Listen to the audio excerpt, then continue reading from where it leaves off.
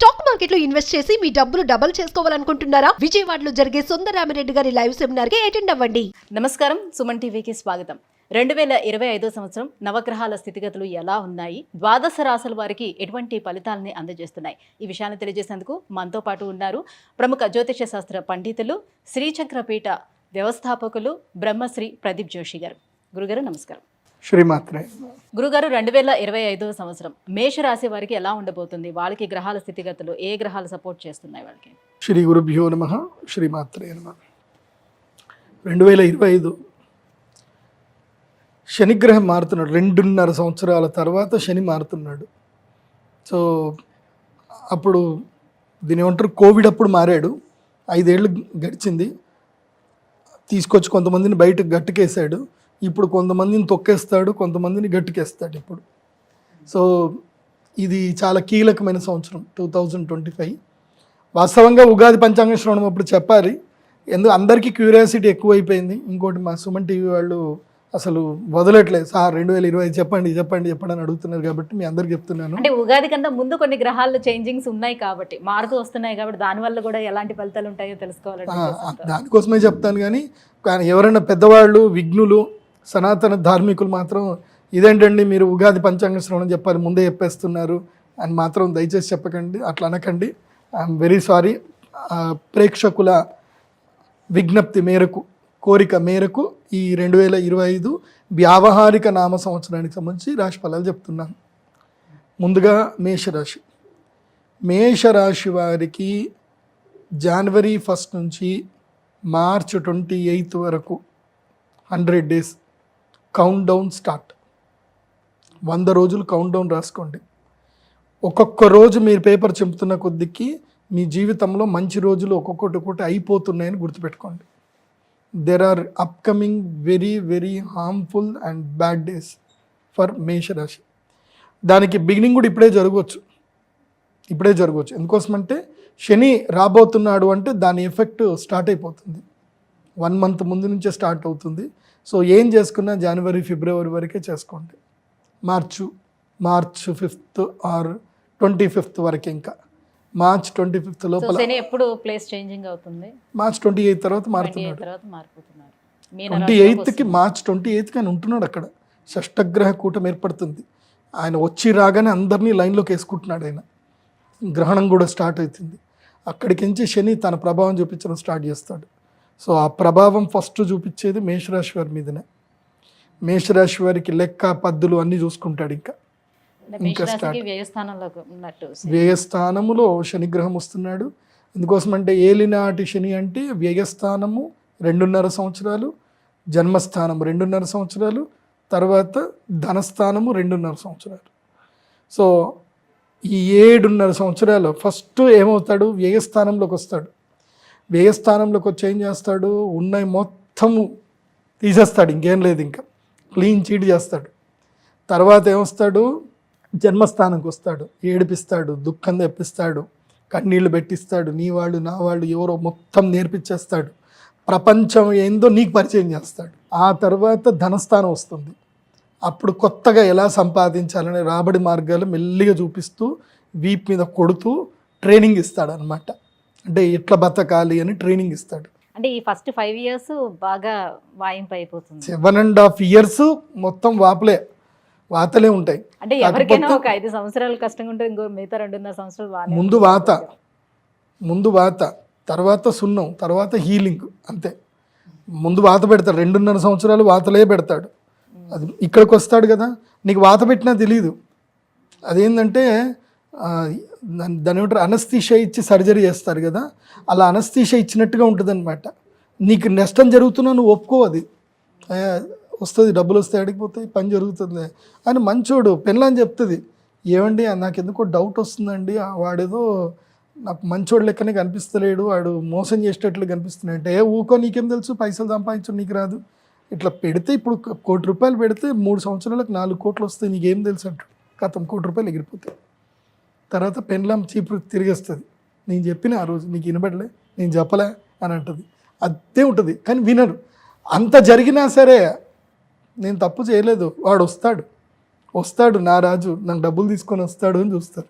ఎందుకోసం అంటే గతంలో జరిగింది ఇది. ఇక్కడనే చార్మినార్లో నాకు ఒక క్లయింట్ ఉంటాడు. ఆ క్లయింట్ భార్య నన్ను అన్నయ్య అన్నయ్య అని పిలుస్తుంది. 2 పిల్లలు ఉంటారు, 3 పిల్లలు ఉంటారు. వాళ్ళు మామయ్య విపరీతమైన ప్రేమ నేనంటే.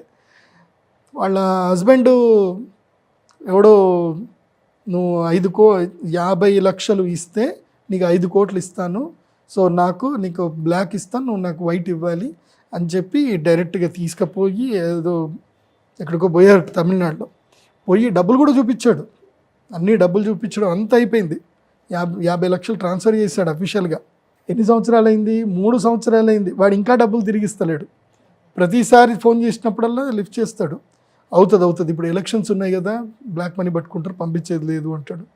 వాడు ఎట్లా చెప్తాడో కానీ వీడైతే వింటాడు. ఇంకా ఇప్పటికీ వాడు డబ్బులు పంపించట్లే. నా దగ్గరికి వచ్చాడు, వాళ్ళ ఇక అన్నయ్య అంటది కదా, ఆమె ఏడ్చుకుంటూ వచ్చింది, అన్నయ్య ఈయన మొత్తం డబ్బులు తీసుకెళ్ళాడు, పెట్టేసిండు, ఏం చేయాలి అర్థమవుతలేదు అని అంటే, నేను లేదు బావా వస్తా అంటాడు. నాకు బావా అని పిలుస్తాడు. లేదు బావా వచ్చేస్తుంది, మన ఇస్తాడు, మంచోడే, అదేదో ప్రాబ్లం ఉందంటున్నాడు, అది ఉందంటున్నాడు, డబ్బులు ఉన్నాయి నేను చూశానంటాడు. ఒరే పిచ్చోడా, పోయి సైబర్ క్రైమ్లో కంప్లైంట్ చేయని చెప్పి అప్పుడు నాకు తెలిసిన డీసీపీ ఏసీపీ గారితో మాట్లాడి చేపిస్తే అప్పుడు కంప్లైంట్. అప్పటిదాకా కంప్లైంట్ ఇవ్వడానికి పోయినా కంప్లైంట్ తీసుకోలేదు వాళ్ళకి. సో ఇప్పుడు వాడు దొరకట్లే. ఇప్పుడు ఫోను ఇదైపోయింది, ఇంకా వాడు మొత్తం స్టాప్ అయిపోయాడు. ఇప్పుడు ఫోన్ నెంబర్ మార్చాడు. నేను అదే చెప్తా, ఏలినాటి శని స్టార్ట్ అయ్యేటప్పుడు ఇవే ఉంటాయి పంచాయతీలు. నేను అందుకే మేషరాశి వారికి చెప్పేది ఏంటంటే, అకౌంట్లో మొత్తం బ్యాలెన్స్ నిల్, అకౌంట్ అంతా క్లోజ్ చేసేసేయండి, మినిమం బ్యాలెన్స్ పెట్టండి, అకౌంట్ క్లోజ్ చేసేయండి. అకౌంట్లో ఉన్న డబ్బులు, సేవింగ్ అకౌంట్లో ఉన్న డబ్బులు తీసుకెళ్ళి మొత్తం కూడా ఏదైనా పర్ఫెక్ట్గా మొత్తం హెచ్ఎండిఏ ఇంకేం కాదు. అయితే మున్సిపల్ డెవలప్మెంట్ అథారిటీలో 35 సంవత్సరాలు లింక్ డాక్యుమెంట్. అదే హైదరాబాద్లో అయితే కనుక 50 సంవత్సరాలు లింక్ డాక్యుమెంట్లు కరెక్ట్ ఉంటేనే కొనండి. ఎందుకోసమంటే మీరు 30 ఏళ్ళైనా సరే హైడ్రా వచ్చేస్తుంది అడికి, ఎప్పుడు ఎడికేసి కొలుస్తారో తెలియదు. సో ఇది అందరికీ చెప్తున్నాను, ఇది ఓన్లీ మేషరాశే కాదు. ఏదైనా మంచి ల్యాండ్ కొని కామ్గా కూర్చోండి, ఈ 7.5 సంవత్సరాలు కామ్గా కూర్చోండి. లేదంటే మాత్రం లిక్విడ్ క్యాష్ పెట్టుకుంటే మాత్రం నెత్తి మీద శని వస్తాడు కదా, ఎక్కడో ఒక చోట ఎవడో ఒక తలమాసినోడు వస్తాడు, మీ కొంప ముంచుతాడు. డోంట్ క్యారీ లిక్విడ్ క్యాష్, బాగా గుర్తుపెట్టుకోండి. మేషరాశి ఈ సంవత్సరము ది వరస్ట్ టైము, టాప్ 11 పొజిషన్లో ఉన్నారు మేషరాశి. అయిపోయింది, మీ గుడ్ టైం అయిపోయింది. సో గురు శనిలో ఇద్దరు కూడా సపోర్టింగ్ లేరు ఈ సంవత్సరం. గురువు లేడు, శని లేడు. అప్పుడప్పుడు మధ్యలో శుక్రుడు వస్తూ ఉంటాడు, అదేదో నాకు టైం దొరికినప్పుడు నేను చెప్తాను. సో నాది ఎట్లయినా నాది స్టార్ మాలో రాశి ఫలాలు వస్తాయి, ప్రతి వారం వస్తాయి, అవి చూడండి, అవి ఫాలో అవ్వండి. కాకపోతే ఒక్కటి మాత్రం అడ్వైజ్ చేస్తా, వ్యవసాయం చేయండి. శని ద్వాదశంలో ఉన్న వ్యవసాయం చేసేవాడిని మాత్రం శని ఏమనడు. వ్యవసాయం అంటే ఇవైతే కూరగాయల పంటలు కానీ ఏవైనా పండించుకోండి, లీజుకి తీసుకొని కూరగాయల పంటలు మాత్రం పండించండి. దానివల్ల పెద్ద నష్టమేమి ఉండదు, కానీ అది కూడా కష్టమే. శని ఎప్పుడు ఎట్లా చేస్తాడో తెలియదు, శారీరక శ్రమ ఉండాలి, కానీ అది మంచిదే. ఇప్పుడు నా జీవితంలో నాకు ఏలినాటి శని వచ్చింది. నాకు ఏలినాటి శని వచ్చినప్పుడు నేను ఎంత ఏడ్చానో నాకు తెలుసు. అసలు ఎవరూ లేరు నాకు, నేను ఒంటరి అన్న క్లియర్గా వచ్చేసింది థాట్. సూసైడ్ చేసుకున్నామంత ఫీలింగ్, బాధ కలిగింది. కానీ 5 సంవత్సరాల తర్వాత ప్రపంచాన్ని మనకు పరిచయం చేస్తాడు. ఫస్ట్ మనల్ని బాధ పెడతాడు, తర్వాత ప్రపంచాన్ని పరిచయం చేస్తాడు, తర్వాత జీవిత గుణపాఠాలు నేర్పిస్తాడు. అప్పుడు ఉంటుంది జీవితం, అద్భుతంగా ఉంటుంది. కాకపోతే అది తట్టుకోవాలి, 5 సంవత్సరాలు తట్టుకోవాలి. 2.5 సంవత్సరం నుంచి గురువుగా టీచర్గా మారుతాడు. మొదలు యమధర్మరాజులాగా మంచి కొడతాడు, ఇంకో సంవత్సరము తిండి లేక బాధ పెడతాడు, ఇంకొక సంవత్సరము టీచర్ అవుతాడు. అది బాగా గుర్తుపెట్టుకోండి మేషరాశి. కానీ ఇల్లు కట్టుకోండి, ఇల్లు కడితే మాత్రం శని సపోర్ట్ చేస్తాడు. ఇల్లు కట్టుకోవడానికి ఎందుకోసం అంటే ఇల్లు కడతా ఉంటే ఖర్చు అవుతూ ఉంటుంది కదా, మీరు ఇల్లు కట్టడానికి లేబర్లకు డబ్బులు ఇస్తారు కాబట్టి ఇల్లు కట్టండి. ఖర్చు అవుతుంది, అప్పు అవుతుంది, అన్నీ ఉంటుంది. మేషరాశి వారు ఈ సంవత్సరము తప్పకుండా ఏంటంటే, ఇదిగో ఈ మాల కృష్ణ స్ఫటిక మాల అని ఉంటుంది, తప్పకుండా కృష్ణ స్ఫటిక కృష్ణాంగారక మాల అంటారు. ఇది ఇలా ఇలా ఇలా ఇలా అని ఇట్లా వాసన చూస్తే మనకి నిప్పుల వాసన వస్తుంది, అంటే నిప్పు కణికలు కాల్చిన తర్వాత బొగ్గు వాసన వస్తుంది కదా, బొగ్గు స్మెల్ వస్తుంది. ఇది ప్రత్యేకంగా ఈ సంవత్సరము ఏలినాటి శని ఉండే వాళ్ళ కోసమే తెప్పించింది. కృష్ణ స్ఫటికమాల అంటారు. ఇది తప్పకుండా వేసుకోండి. ఇది ఎవరైనా Superb గా మీకు men, నెగిటివ్ women అందరు ఎవరైనా వేసుకోవచ్చు. మెయిన్గా చెప్పాలంటే కుంభం, మీనం, మేషం వీళ్ళు, తర్వాత కన్య, తర్వాత సింహరాశికి అష్టమ శని, అష్టమ శని, సింహరాశికి అష్టమ శని, సప్తమ శని కీలకంగా కొడతాడు. తర్వాత అర్ధాష్టమ శని కూడా. అర్ధాష్టమ శని ఎవరికి వచ్చింది అంటే ఈసారి ధనుసు రాశి వాళ్ళకి అర్ధాష్టమ శని. సో తల్లి గండం. సో ధనురాశి వాళ్ళేమో వాళ్ళ అమ్మగారికి ఇవ్వాలి ఇది, తర్వాత సింహరాశి వాళ్ళేమో వాళ్ళ నాన్నగారికి వెయ్యాలి, కుంభ మీన మేషరాశి వాళ్ళు వాళ్ళే ధరించాలి తప్పకుండా. ఇది గుర్తుపెట్టుకోండి బాగా. ఇంకా పరిహారాల వరకు వస్తే ఇదే అంటారా? ఇంకా ఇది పరిహారము ఇక ఉంటాయి కదా, ఏదో ఒకటి చెయ్యాలి. ఇంకా ఇప్పుడు శనికి సంబంధించినటువంటి పూజలు కానీ ఏమైనా శని పూజలు చేయాలి, మెయిన్గా వెంకటేశ్వర స్వామి ఆరాధన చేయాలి, అయ్యప్ప దీక్షలు స్వీకరించాలి. అయ్యప్ప దీక్ష తీసుకుంటే చాలా సిస్టమేటిక్గా ఉండాలి. అందరు ఇష్టం వచ్చినట్టు ఆ రాత్రులు 11, 12, 1, 2 గంటల దాకా అరిచి భజనలు చేసి పక్కోళ్ళని అందరితోటి. ఇప్పుడు మీరు భజన చేయటం వల్ల భగవంతుడు ప్రీతి చెందాలి. మీరు భజన చేయటం వల్ల పక్కింటోడు మిమ్మల్ని మీ శాపనార్థాలు పెట్టకూడదు.